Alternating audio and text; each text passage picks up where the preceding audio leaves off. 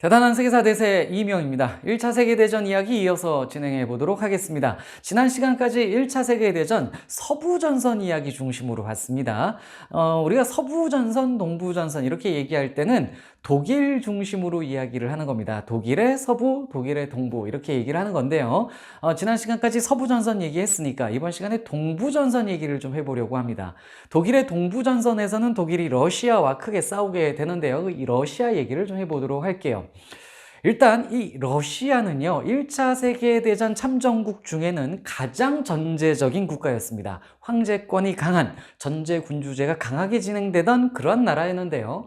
이 전제주의 국가였던 러시아가요, 당시 비교적 민주화되어 있었던 영국, 프랑스랑 편을 먹고 오히려 전제주의 국가였던 독일과 오스트리아 헝가리 제국 그리고 오스만 제국하고 싸우게 됩니다. 그렇다면 왜 러시아는 영국, 프랑스와 손을 잡게 되었는지 그 스토리를 좀 오늘 말씀드려 보려고 합니다. 심지어 러시아는요, 영국, 프랑스랑은 원래 사이가 나빴어요. 차라리 독일과 조금 사이가 좋은 그런 관계였습니다. 이 러시아는 일단 오스트리아 헝가리 제국, 그 다음에 오스만 제국하고는 원래 사이가 안 좋았어요. 대립각을 이루고 있었는데 왜 그랬냐면 러시아는 기본적으로 슬라브족입니다. 그리고 슬라브족의 형님 국가 역할을 자처하고 있었어요. 그러면 이제 러시아가 형님 국가면 동생 민족들이 있겠네요. 슬라브족 안에 계열들이 여러 가지가 있습니다. 세르비아인도 있고 불가리아인도 있고 슬로베니아인도 있고 뭐 이렇습니다. 뭐 크로아티아인도 있고 등등 있는데 아무튼 이 여러 슬라브족들에게 러시아가 가장 큰 형님, 가장 강대국 역할을 하는데, 그런데 지금 말씀드린 뭐 크로아티아인, 세르비아인, 뭐 불가리아인 등등등이 당시 오스트리아 헝가리 제국 그리고 오스만 제국에게 지배를 당하고 있었습니다. 그리고 지금 말씀드린 이 슬라브족들의 종교는 동방 정교회, 그리스 정교회입니다. 이 정교회를 믿는 이 슬라브족 동생들이 가톨릭 국가인 오스만 헝가리 제국의 지배를 받고 또 이슬람 국가인 오스만 제국의 지배를 받고 있었기 때문에 러시아는 이 오스트리아 헝가리 제국 그 다음에 오스만 제국과 기본적으로 대립각을 이루지 않을 수 없었습니다. 또 하나 심지어 이 러시아는요, 오스만과는 굉장히 많이 싸워요. 이 러시아와 오스만의 전쟁을 러튀 전쟁이라고 합니다. 러시아 튀르크란 뜻인데 오스만 튀르크잖아요. 이 민족이 튀르크 민족인 겁니다. 이 둘이 많이 싸웠습니다. 그래서 1차 러튀, 2차 러튀, 3차 러튀 전쟁 등등등 쭉 있어요. 1, 2, 3차가 쭉 있는데 그 중에 대표적인 전쟁이 크림 전쟁입니다. 크림 전쟁도 러튀 전쟁 중에 하나예요. 이 러시아가 튀르크, 오스만과 왜 많이 싸우냐면요, 러시아가 남하 정책을 추진하거든요. 러시아가 있는 땅이 추워요. 남쪽으로 내려가고 싶습니다. 또 하나, 러시아는 이 흑해 방면으로 진출을 해서 흑해, 그 다음에 지중해로 진출하고 싶은 야심이 있었어요. 그런데 이 러시아가 남쪽으로 내려가는 흑해로 가는 그 길에 있는 그 땅을 차지하고 있는 것이 바로 오스만 제국이었습니다. 그래서 러시아는 오스만과 많이 싸웠습니다. 크림 전쟁이 대표적인데 1853년에 일어나는 전쟁이거든요. 그런데 이 크림 전쟁이 이 크림 반도를 두고 싸운 거예요. 크림 반도가 흑해에 툭 튀어나와 있는 부분이거든요. 러시아가 이 크림 반도를 점령하고 흑해로 진출하려고 했었는데 그러다 보니 당연히 오스만과 싸우게 되겠죠. 그런데 이때 영국과 프랑스가요, 오스만 편을 들고 러시아와 싸우게 됩니다. 영국과 프랑스는요, 러시아가 흑해를 먹고 지중해로 진출하는 꼴을 봐줄 수 없었던 거예요. 그래서 영국, 프랑스가 이걸 막아 나서서 크림 전쟁에서 러시아가 영국군 프랑스와의 싸워서 지게 됩니다. 이러니 영국과 러시아는 당연히 사이가 안 좋았죠. 프랑스랑 러시아도 사이가 안 좋고. 기본적으로 러시아는 영국하고 사이가 안 좋았는데 나중에 편을 먹게 된 거예요. 조금 이따 왜 그랬는지도 말씀드리고. 아무튼 러시아가 튀르크랑 이렇게 많이 싸웠어요. 슬라브족의 형님 국가 자처하면서 결국 1877년에 있었던 러튀 전쟁에서는 러시아가 승리를 하면서 오스만 제국 영역 안에 있던 뭐 불가리아, 루마니아, 세르비아 등을 독립시켜 주기도 합니다. 이렇게 형님 역할을 슬라브족 안에서 해내고 있었어요. 한편 러시아와 독일은 차라리 사이가 좀 괜찮은 편이었습니다. 독일의 황제가 됐던 19세기 후반 빌헬름 2세랑 그 다음에 19세기 후반 러시아 황제 차르를 하고 있었던 니콜라이 2세, 러시아 황제를 차르라고 부르잖아요. 니콜라이 2세는 둘이 사촌 관계였습니다. 비렐름 2세와 니콜라이 2세는 둘 다 같이 영국 빅토리아 여왕의 손자예요. 사촌 관계였습니다. 그래서 이 비렐름 2세가 제국주의 확장 정책을 할 때에는 러시아와 대립하기를 처음에는 원치 않았었어요. 비렐름 2세는 차라리 해상 제국을 만들어서 영국과, 이 바다 진출을 많이 하고 있는 영국과 경쟁하기를 원했고 영국에게 위협이 되기를 원했지, 러시아랑 싸울 생각은 비렐름 2세는 처음에 없었어요. 오히려 비렐름 2세는 니콜라이 2세가 이 러시아가 영국하고 사이가 안 좋기 때문에 독일 입장에서는 이 러시아를 잠재적인 어떤 그 연합 세력으로 생각을 하고 있었습니다. 그런데 독일이 1882년에 삼국 동맹이라는 걸 맺잖아요. 이거는 비스마르크가 추진을 했었던 겁니다. 독일 그 재상이었던 비스마르크가 통일된 독일의 안정을 추구하면서 프랑스를 견제하기 위해 독일이 오스트리아 헝가리 제국, 그 다음에 오스만과 손을 잡은 게 삼국 동맹이었습니다. 이런 이야기들이 좀 어렵다면 그 앞에 스토리 1차 세계대전 그 1편부터 좀 보시면 좋아요. 아무튼 독일이 프랑스를 견제하기 위해 삼국 동맹을 맺었다 이겁니다. 그러니 이제 프랑스 입장에서는 독일이 위협적으로 느껴지겠죠. 이렇게 셋이 손잡고 대립을 이루고 있으니 프랑스가 겁이 났습니다. 그래서 프랑스는요, 독일의 동쪽에서 독일을 괴롭혀 줄 수 있는 러시아에게 손을 내민 겁니다. 원래 프랑스랑 러시아가 사이가 좋은 관계가 아닌데 프랑스가 적극적으로 러시아와 손잡기를 원했던 겁니다. 그런데 러시아는 처음에 프랑스의 이런 동맹 제의를 좀 미적지근하게 여겨요. 그런데 프랑스가 워낙 적극적으로 나오고 또 프랑스가 러시아에게 경제 투자까지 하겠다고 나서면서 결국 러시아가 프랑스랑 동맹을 맺게 된 겁니다. 이때가 1894년이에요. 당시 러시아 입장에서는 독일이 오스트리아 헝가리 제국과 손을 잡았잖아요. 근데 러시아는 오스트리아 헝가리 제국과 사이가 나빠야 됩니다. 나빠 있는 상황이에요. 왜냐하면 슬라브족에게 형님으로서 지금 슬라브족을 짓밟고 있는 오스트리아 헝가리 제국과 사이가 나쁠 수밖에 없는데, 그 오스트리아 헝가리 제국이 독일과 손을 잡고 게르만족의 연합을 형성하고 있으니 러시아 입장에서는 슬라브족의 형님으로서 이들에 맞서고 있는, 독일에 맞서고 있는 프랑스가 손을 잡고 경제 투자 받는 것도 필요했거든요. 이래서 프랑스와 손을 잡았습니다. 1894년이에요. 그러자 얼마 후에, 약 10여 년 후죠. 10여 년 후에 독일의 비렐름 2세가요, 러시아에게 손을 내밉니다. 러시아와 동맹을 맺고 싶어 했어요. 비렐름 2세는 기본적으로 러시아와 사이가 나쁘고 싶지 않았었거든요. 뭐 사촌이기도 하고. 그런데 러시아가 이걸 좀 고민을 합니다. 독일과 손을 잡을까 말까. 그런데 러시아의 장관들이 이 동맹 관계를 거절하기를 차르에게 권합니다. 첫째 이유는 프랑스와의 동맹 관계에 금이 갈까 걱정이었어요. 프랑스와의 동맹 관계에 금이 간다면 러시아에 이루어지고 있던 프랑스의 투자도 없어지겠죠. 이게 첫째 큰 문제였고, 두 번째는 앞서 말씀드렸던 러시아가 슬라브족의 형님 국가로서 오스트리아 헝가리 제국과 대립을 하고 있는데 그들의 친구인 독일과 러시아가 손을 잡는다? 그런 동맹은 해서는 안 되겠죠. 그래서 반대가 이루어졌고 결국 러시아가 독일의 동맹 제의를 거절하게 됩니다. 이러면서 러시아는 독일이 걱정되기 시작합니다. 동맹을 거절했으니 이제 그럼 독일이 러시아를 또 위협할 수 있잖아요. 그래서 러시아가 국경을 가까이 접하고 있는 독일과의 관계가 나빠지는 것이 겁이 났습니다. 이러한 러시아에게 손을 내민 것이 또 영국이었어요. 자, 그럼 영국과 러시아 관계 얘기를 해볼게요. 굉장히 복잡하죠? 영국과 러시아는 앞서 말씀드렸듯이 기본적으로 사이가 안 좋습니다. 크림 전쟁에서 싸웠었죠. 그래서 영국에 의해서 러시아의 해상 진출이 봉쇄가 됐었던 겁니다. 그런데 해상 진출에 실패한 러시아는요, 육상에서 남동쪽으로 계속 진출을 해요. 그러면서 중앙아시아 지역으로 러시아가 영토를 쫙쫙 넓혀갑니다. 이러면서 영국이 긴장해요.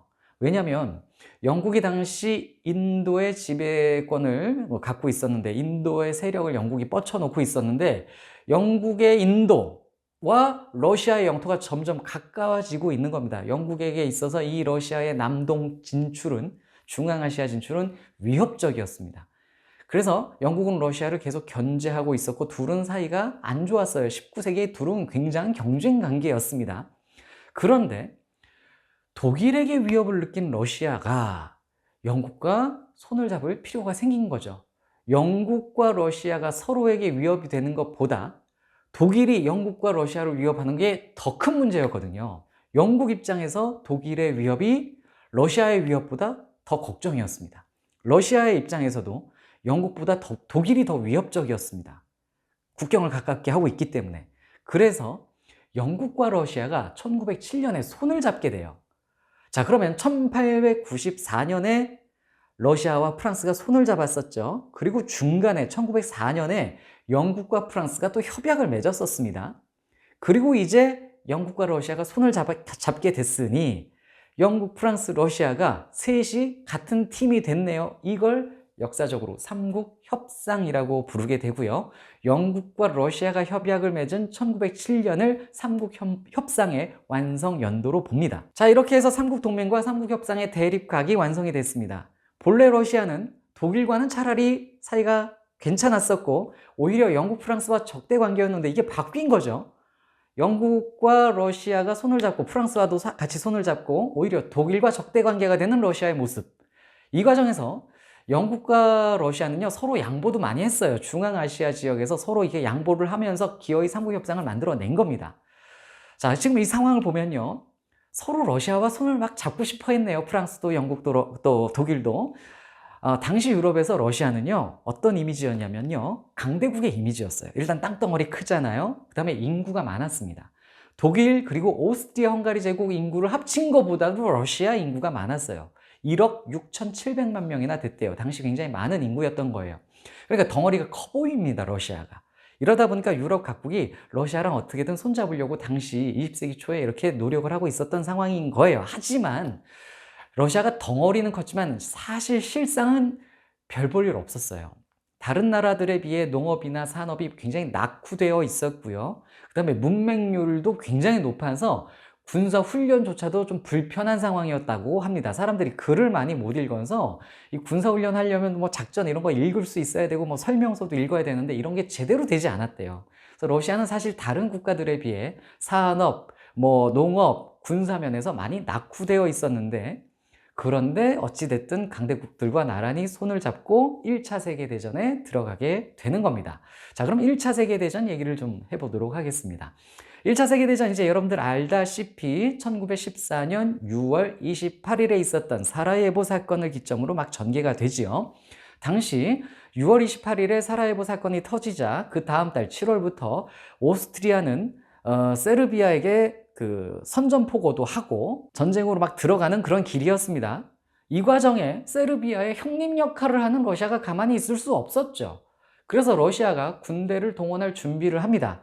이걸 알게 된 독일이 나서죠. 독일이 러시아에게 군대 동원 준비를 멈춰달라는 요청을 했는데 러시아는 여기서 멈출 수가 없었습니다. 세르비아의 형님으로서 뭔가 자신감 있는 모습 보여줘야 되거든요. 그래서 전쟁 준비를 계속합니다. 그래서 7월 30일에 러시아가 군 총동원령을 발표하게 됩니다.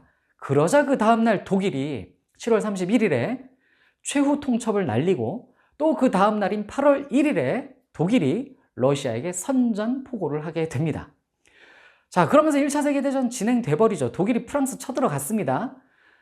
독일의 침략을 받은 프랑스는요 러시아에게 연락을 합니다. 빨리 동부에서 독일을 쳐달라, 독일을 공격해달라.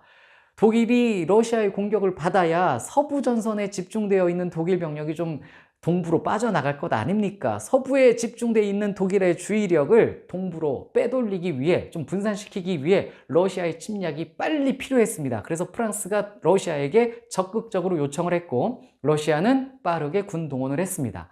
앞에서 슐리펜 계획 때 말씀드렸는데 독일이 계산했던 것보다 러시아 군대의 움직임이 굉장히 빨랐어요. 그래서 독일의 동부전선으로 러시아 군대가 빠르게 들어왔고 독일은 처음에 당하게 됩니다.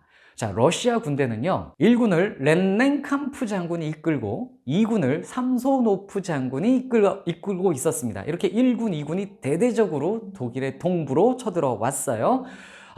당시 러시아는 초반에 기선제압을 하면서 독일 내부로 들어갔습니다. 독일이 당황했죠, 처음에. 그런데 이 러시아의 1군, 2군이 독일 내부로 들어가면서 문제가 생깁니다. 독일 내부로 들어가면서 러시아 군대에는 보급 문제가 생기게 돼요. 안으로 들어갈수록. 특히 독일이 퇴각을 하면서 철도에 있는 기차들을 다 빼돌렸어요. 그래서 기차로 물자 보급하는 것이 어려워집니다. 그럼 이제 러시아 기차들을 가지고 와서 물건을 날라야 되는데 독일 기차와 러시아 기차가 규격이 맞지 않아서 독일 철도에 러시아 기차가 달릴 수가 없었습니다. 그래서 러시아가 보급 문제가 생겼고, 또 하나의 문제, 1군을 이끄는 렌넨캄프와 2군을 이끄는 삼소노프 둘 사이가 아주 안 좋았어요. 둘은요, 러일 전쟁 때도 안 좋았었어요. 1904년에서 5년에 전개됐던 러일 전쟁에서 렌넨캄프 장군이 삼소노프를 잘 지원하지 않아서 삼소노프가 패배를 당한 적이 있었거든요. 이를 기점으로 둘이 사이가 안 좋아요. 본래 안 좋았습니다, 둘 사이가. 근데 이걸 독일 군대가 알았어요. 아, 쟤네 둘이 연기가 잘 되지 않는구나, 협동이 되지 않는구나를 알았던 독일이 어떻게 하냐면, 군대를 급히 이제 동부로 보내서 일단 렌넨캄프의 1군을 견제 정도만 하고 8개 사단을 2군 삼소노프에게 집중시켜서 거기를 전멸을 시켜요. 18,000명의 러시아 군대가 죽음을 당하고 92,000명의 러시아 군대가 독일군에게 포로로 잡히게 됩니다. 러시아의 2군은 완전 전멸당한 겁니다. 삼소노프 군대는 완전 전멸당했어요. 이렇게 러시아의 2군을 전멸시키고 나서 독일 군대가 렌넨캄프에게 집중을 한 겁니다. 러시아의 1군에게 집중 공격을 해서 렌넨캄프 군대도 괴멸됩니다. 45,000명이 포로로 잡혔대요. 그러니까 45,000명이 포로로 잡혔다는 얘기는 일단 뭐 전멸 수준은 아니지만 참패를 당했다고 볼 수 있는 그런 상황인 것입니다. 아무튼 이렇게 러시아는 초반에 잘 들어갔다가 독일군에게 박살이 나버리게 됩니다. 이게 초반 동부전선의 이야기인데요. 그런데 러시아 군대의 희생이 컸는데, 이 러시아 군대의 희생 덕분에 서부전선에서 프랑스 군대가 기사회생하게 된 겁니다. 그래서 서부전선의 교착 상태를 만들어내고 이후 전쟁을 이제 전개를 해 나갈 수 있는 것이죠. 1차 세계대전에서 영국, 프랑스의 이 연합군 세력이 승리를 하잖아요. 그 승리를 하고 나서 프랑스 군대의 정보부를 이끌었던 뒤퐁이라는 대령이 이런 말을 남겼습니다. 전쟁 초반 러시아 군대의 괴멸이 우리의 승리를 이끌어준 밑거름이 되었다. 이런 평가를 했습니다. 그래서 러시아가 큰 희생을 치렀지만 전쟁의 양상을 바꾸는데 또 큰 기여를 했다. 우리가 이렇게 볼 수 있겠네요. 자, 이번 시간에는 동부전선에서 이 러시아의 상황을 말씀드려 봤습니다. 다음 시간에 또 1차 세계대전의 이후 전개 과정을 이어서 전개해 보도록 하겠습니다.